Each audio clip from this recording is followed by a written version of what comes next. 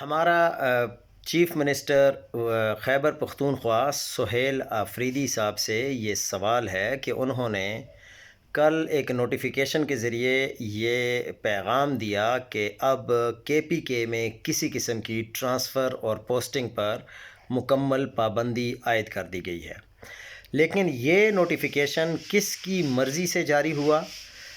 جب کہ آپ تمام ٹرانسفرز پوسٹنگ پر پابندی لگا چکے ہیں۔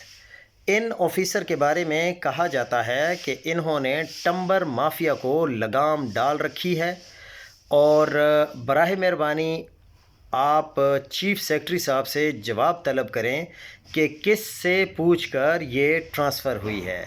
لیکن یہ جو شاہد زمان صاحب ہیں، انہوں نے غلط کام کرنے سے ہمیشہ لوگوں کو روکا ہے اور بڑا سخت اقدامات اٹھائے ہیں، لیکن اب ان کو اسٹیبلشمنٹ ڈویژن میں واپس بلانے کا کہہ دیا گیا ہے، اور وہ بھی فوراً۔